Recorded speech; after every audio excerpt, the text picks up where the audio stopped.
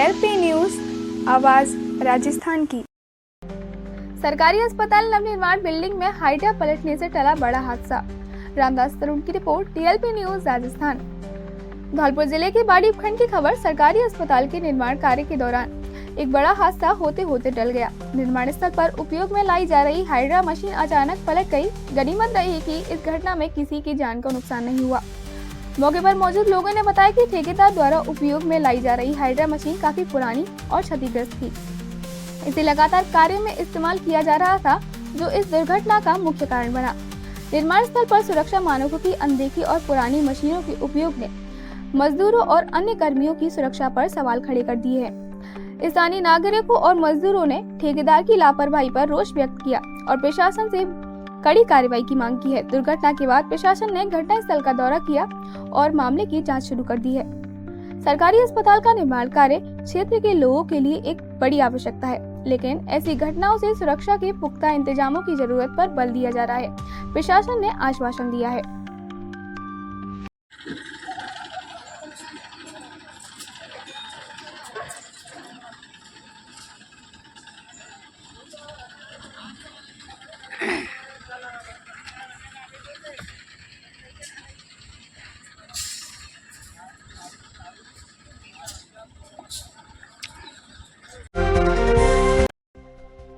धौलपुर के फिल्म निर्माता और अभिनेता बिक्रम सिंह पहुंचे अंतर्राष्ट्रीय मंच पर। जयपुर की प्रमुख खबर, DLP न्यूज राजस्थान। RIFF 2025 में होगा फिल्म प्लॉट 302 का वर्ल्ड प्रीमियर। खौरपुरा बाड़ी के बेटे बिक्रम सिंह द्वारा निर्मित राजस्थानी फिल्म प्लॉट नंबर 302 इतिहास में पहली बार मुंबई और बेंगलुरु के सिनेमा घरों में होगी प्रदर्शित। युवा निर्माता और अभिनेता बिक्रम सिंह की आगामी राजस्थानी फिल्म प्लॉट नंबर 302 7 फरवरी से बड़े पर्दे पर धूम मचाने वाली है। इस फिल्म की कहानी और शानदार अभिनय दर्शकों को एक अलग ही अनुभव देने वाली है। विजय सुतार द्वारा लिखित और निर्देशित इस फिल्म की कहानी एक ऐसी लड़की पर आधारित है जो HIV संक्रमित है, लेकिन समाज उसके पीछे का कारण जाने बिना उसे बदचलन घोषित कर देता है।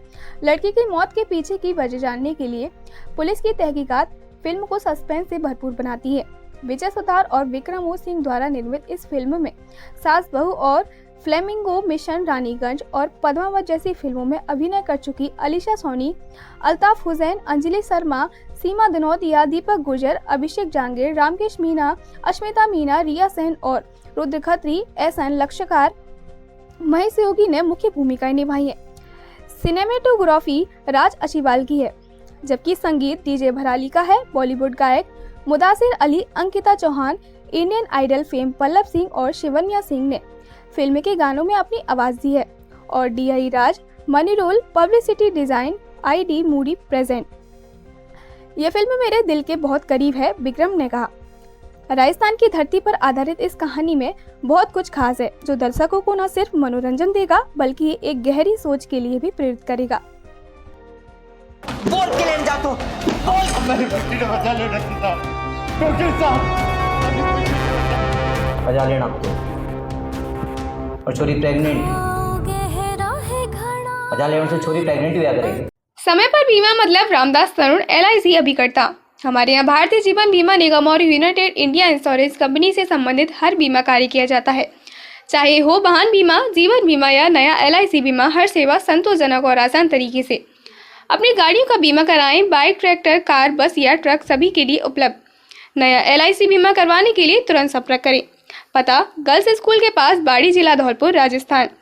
फोन नंबर 9414710744 और 9928933084। अभियुक्तों की गिरफ्तारी से धौलपुर जिले के वकीलों की हड़ताल समाप्त। समीर अब्बासी की रिपोर्ट, DLP न्यूज राजस्थान। बाड़ी उपखंड की खबर। आज दिनांक 22 जनवरी 2025 को अभिभाषक संघ बाड़ी की मीटिंग का आयोजन किया गया, जिसमें दिनांक 17 जनवरी 2025 को लिए गए प्रस्ताव पर विचार किया गया। उक्त प्रस्ताव में से संख्या 1-2 जो मुलजिमानों की गिरफ्तारी से संबंधित था, वह पूर्ण हो चुका था। आज दिनांक 22 जनवरी 2025 को पुलिस थाना बाड़ी द्वारा FIR संख्या 2325 में कार्रवाई करते हुए अभियुक्तों को न्यायालय में पेश किया गया। इस कारण प्रस्ताव संख्या 1-2 में जो कार्य बहिष्कार का निर्णय लिया गया था, उसे समाप्त कर कल दिनांक से न्याय कार्य सुचारू रूप से जारी किए जाएंगे, जबकि प्रस्ताव संख्या 3 निरंतर प्रभावी रहेगी। यानी उक्त मुलजिमानों की ओर से कोई भी अधिवक्ता पैरवी नहीं करेगा। उक्त कार्य बहिष्कार के संबंध में समाज बार एसोसिएशन राजस्थान राज्य से सहयोग की अपेक्षा की गई थी, जिसका उन्होंने पूर्ण सहयोग दिया। इस बाबत उन्होंने धन्यवाद पत्र जारी किया गया। साथ ही इस प्रकरण में संघर्ष समिति का गठन किया गया था, उसका ही सर्वसम्मति से विघटन किया गया। जी मित्तल पर जो जानलेवा हमला हुआ था, उसके बदौलत अभिभाषक संघ बाड़ी कई दिनों से आंदोलनरत था और स्वैच्छिक कार्य अवकाश कर रखा था, जिसकी ये मांग थी अभिभाषक संघ बाड़ी की कि जब तक उन पर जानलेवा हमला करने वाले अभियुक्त को गिरफ्तार नहीं किया जाता, तब तक बार का कोई भी सदस्य न्यायिक कार्य नहीं करेगा। जिसमें आज उन पर जानलेवा हमला करने वाले अभियुक्तों को गिरफ्तार कर लिया गया है।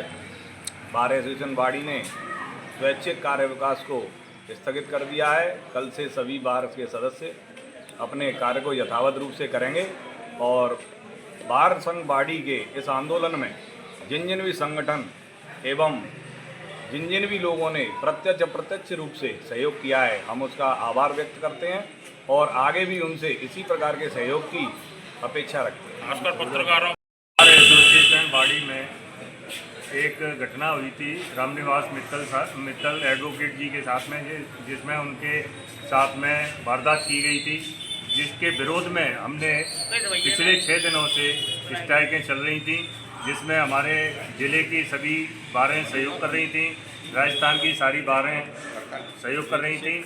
आज हमारी जो मांगें थीं वो पूरी हो चुकी है, जिसमें हमारी गिरफ्तारी की मांग थी, मुलजमान गिरफ्तार हो चुके हैं और उन्हें हम सभी जिन्होंने हमें सहयोग दिया है, प्रत्यक्ष रूप से अप्रत्यक्ष रूप से जितना हमें सहयोग दिया है, सभी के लिए हम धन्यवाद देते हैं और बाड़ी बार हमेशा उनकी आभारी रहेगी। सनमथुरा में हुआ भीम आर्मी पाठशाला का उद्घाटन समारोह। रामदास तनुण की रिपोर्ट, डीएलपी न्यूज राजस्थान। सनमथुरा की खबर। आज दिनांक 22 जनवरी 2025 को सनमथुरा में शिक्षा को बढ़ावा देने और वंचित वर्गों को शिक्षित करने के उद्देश्य से भीम आर्मी पाठशाला का उद्घाटन किया गया। यह आयोजन भीम आर्मी छात्र संगठन के नेतृत्व में हुआ। कार्यक्रम में आजाद समाज पार्टी के प्रदेश महासचिव चंद्रशेखर मौर्य, जिला प्रभारी सुरेश सरदार, जिला अध्यक्ष राजकुमार ओडिया, बीएसएफ जिला अध्यक्ष एडवोकेट सोनू सिंह, जिला उपाध्यक्ष राजकुमार व अजय कुमार, बीएसएफ जिला महासचिव सूरज कुशवाहा सहित कई गणमान्य नागरिक व विद्यार्थी उपस्थित रहे। उद्घाटन के दौरान पदाधिकारियों ने कहा कि पाठशाला वंचित के बच्चों को निःशुल्क शिक्षा और पुस्तकें उपलब्ध कराएंगे। इस अवसर पर सांस्कृतिक प्रस्तुतियां भी हुई, जिसने कार्यक्रम को और उत्साहपूर्ण बना दिया। उपस्थित लोगों ने इस पहल को ऐतिहासिक बताते हुए समर्थन व्यक्त किया और पाठशाला के सुचारू संचालन के लिए सहयोग का आश्वासन दिया। श्री राम जन्मभूमि अयोध्या मंदिर प्राण प्रतिष्ठा वर्षगांठ पर भव्य हिंदू एकता राम रथ यात्रा। रामदास तनुण की रिपोर्ट, डीएलपी न्यूज राजस्थान। बाड़ी फंड की खबर। श्री राम जन्मभूमि अयोध्या में भव्य श्री राम मंदिर निर्माण एवं मूर्ति प्राण प्रतिष्ठा के प्रथम वर्षगांठ के उपलक्ष्य में बाड़ी में भव्य हिंदू एकता राम रथ यात्रा का आयोजन किया गया। यह ऐतिहासिक अवसर 500 वर्षों के संघर्ष और बलिदान के बाद प्राप्त हुआ है, जिसे पूरे हर्षोल्लास के साथ मनाया गया। मां राजेश्वरी कैला माता मंदिर ट्रस्ट द्वारा कार्यक्रम से पूर्व विशाल भंडारे का आयोजन किया गया, जिसमें हजारों सनातन धर्म प्रेमियों ने प्रसादी ग्रहण की। इसके पश्चात राम रथ यात्रा का शुभारंभ हुआ। इस शोभा यात्रा में हजारों मातृशक्ति और दुर्गा शक्ति ने कलश यात्रा में भाग लिया। शोभा यात्रा शहर के मुख्य मार्गों से गुजरते हुए मंगलगान और पुष्प वर्षा के साथ निकाली गई। कार्यक्रम के दौरान उपखंड अधिकारी के माध्यम से प्रधानमंत्री नरेंद्र मोदी को ज्ञापन सौंपा गया, जिसमें भारत को हिंदू राष्ट्र घोषित करने और सनातन बोर्ड के गठन की मांग की गई। आज 22 जनवरी 2025 को मां राजेश्वरी कैला माता मंदिर पर दीपोत्सव और भजन संध्या का आयोजन किया गया। धर्म प्रेमियों से आग्रह किया कि वे दीपक लेकर आए और मां के दरबार को रोशनी से जगमग करें। कार्यक्रम में भाग लेने वाले समस्त श्रद्धालुओं का आयोजकों ने आभार व्यक्त किया और सनातन धर्म की एकता का संदेश दिया।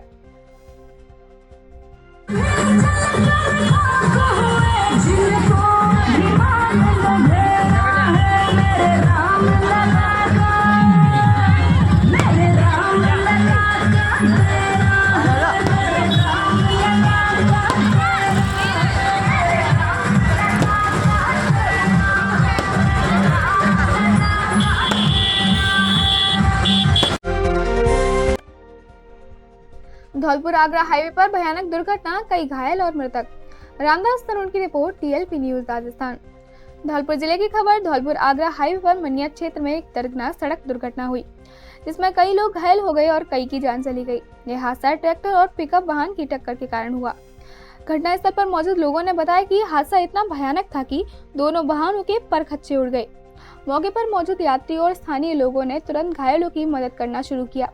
कई घायल को पास के अस्पताल में भर्ती कराया गया, जहां उनकी हालत गंभीर बताई जा रही है। प्रारंभिक जानकारी के अनुसार दुर्घटना का कारण तेज गति और लापरवाही से वाहन चलाना हो सकता है। स्थानीय प्रशासन और पुलिस ने मौके पर पहुंचकर राहत और बचाव कार्य शुरू कर दिया। मृतकों की शिनाख्त की जा रही है और परिजनों को सूचना दी जा रही है।